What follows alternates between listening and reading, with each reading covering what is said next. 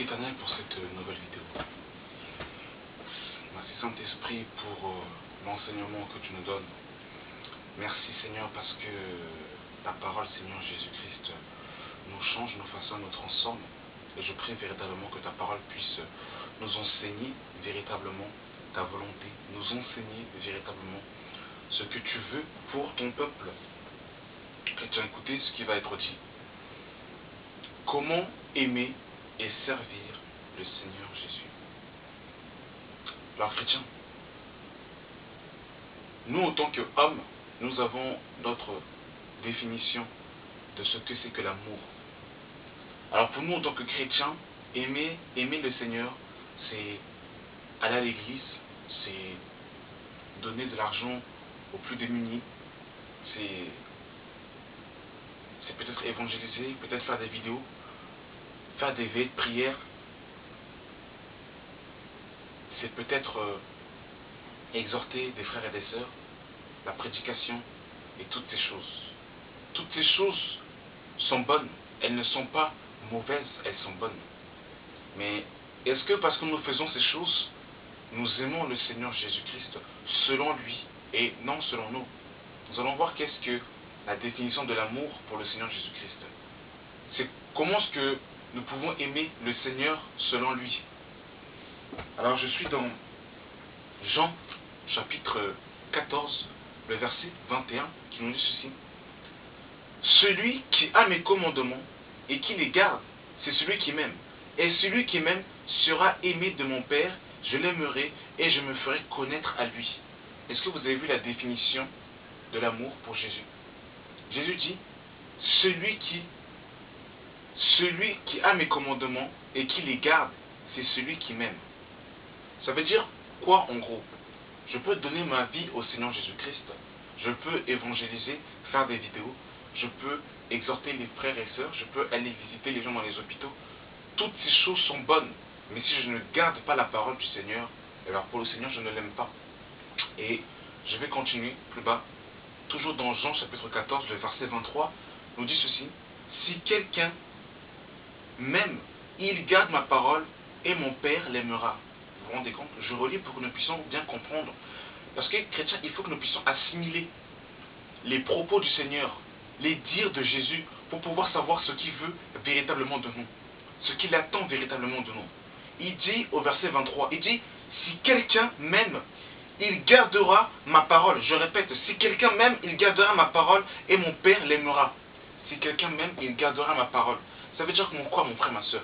Si tu ne gardes pas les paroles du Seigneur, bien tous les efforts que tu puisses faire pour son œuvre, je suis désolé de te dire ça, mais tu n'aimes pas le Seigneur. Et moi le premier. Moi le premier. Moi le premier. Si nous ne gardons pas la parole du Seigneur, frères et sœurs, nous n'aimons pas le Seigneur. Et il va le dire, verset 24. Celui qui ne m'aime pas ne garde point mes paroles. Ça veut dire que si un chrétien crie Jésus je t'aime, Jésus je t'adore, mais qu'il ne garde pas ses paroles, alors le Seigneur dit il ne m'aime pas. La définition de l'amour pour Jésus, ce n'est pas une personne qui va se rouler par terre, une personne qui va faire des galipettes, des pirouettes, une personne qui va pleurer, une personne qui va avoir de la morve, qui va rester collée à la peau. C'est pas ça la définition de l'amour pour Jésus. La définition de l'amour pour Jésus, c'est quelqu'un qui garde sa parole. Je ne dis pas que pleurer est mauvais. Je ne dis pas que se mettre à genoux est mauvais. Ce n'est pas ce que je suis en train de dire.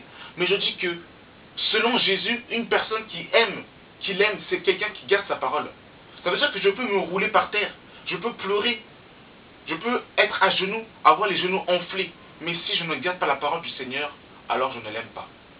Voilà pourquoi nous devons chérir cette parole et aimer la vérité, aimer la sainte doctrine, aimer la parole du Seigneur. C'est ça, mes amis. Si on ne fait pas ces choses et qu'on se dit chrétien, qu'on dit qu'on aime Jésus, il y a un problème. Il y a un problème. Voilà comment nous devons aimer le Seigneur dans un premier temps. Et comment nous devons le servir maintenant. Nous sommes dans Luc chapitre 6. Seigneur, enseigne-nous ta parole par l'aide du Saint-Esprit. Pour que nous puissions comprendre et assimiler ces choses, ces vérités, ces réalités spirituelles.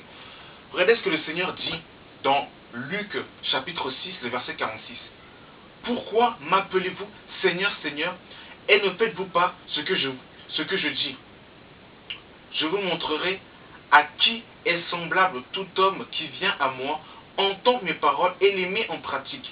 Il est semblable à un homme qui, bâtissant une maison, a creusé bien avant et a posé le fondement sur le roc. Une inondation est venue et les torrents s'est jeté contre cette maison. Son pouvoir l'ébranlait, parce qu'elle était bien bâtie. Mais celui qui entend et ne met pas en pratique est semblable à un homme qui a bâti une maison sur la terre, sans fondement. Le torrent s'est jeté contre elle, aussitôt elle est tombée, et la ruine de cette maison a été grande. Donc ça veut dire quoi? Pour servir le Seigneur, il faut mettre en pratique ce qu'il nous demande. Parce que garder sa parole, c'est bien. C'est un premier pas. Et après avoir entendu la parole du Seigneur, il faut maintenant la mettre en pratique. Jésus dit que celui qui met sa parole en pratique est semblable à un homme qui a bâti sa maison sur le roc. Et beaucoup de chrétiens, malheureusement, ne sont pas enracinés en Jésus-Christ. Ils ne sont pas enracinés parce qu'ils n'ont pas bâti, ils n'ont pas cette étroite intimité avec lui. Du coup, ils ne sont pas fondés sur le roc. Quand les tentations et les tribulations arrivent, quand l'ennemi vient attaquer, eh bien, ces chrétiens abandonnent et voilà, ils baissent les bras. Donc nous devons vraiment être enracinés pour pouvoir tenir ferme et être bâtis sur le roc qui est Jésus-Christ lui-même, qui est le fondement de toute chose. Et il dit que celui qui ne met pas mes paroles en pratique est semblable à un homme qui a bâti sa maison sur la terre. Et voilà, il y a le torrent qui sont abattus sur cette maison et les ruines de cette maison ont été grandes. Donc vraiment, nous prions vraiment pour que le Saint-Esprit puisse nous aider à pouvoir mettre en pratique la parole du Seigneur. Parce que l'entendre, c'est facile.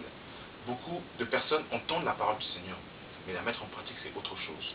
Que le Saint-Esprit nous aide à pouvoir mettre en pratique tous les jours de notre vie la parole du Seigneur. Moi le premier et vous ensuite. Que le Saint-Esprit puisse nous donner la force de pouvoir garder les paroles du Seigneur. Les garder sans rien rajouter, sans rien retrancher. Voilà pourquoi ce que j'insiste à chaque fois, chrétien, pour que nous puissions garder la totalité des versets, la totalité de ce qui est écrit, et ne pas prendre seulement des choses qui nous arrangent, mais de prendre tout ce qui est écrit. Et c'est comme ça qu'on va aimer le Seigneur. Merci Saint-Esprit pour cette vidéo. Merci parce que tu nous enseignes. Restons humbles comme des enfants. Laissons-nous enseigner par le Saint-Esprit, qui est le maître de la parole. Merci Seigneur pour cette vidéo. Que ton nom soit béni, soit couronné. Au nom de Jésus. Amen.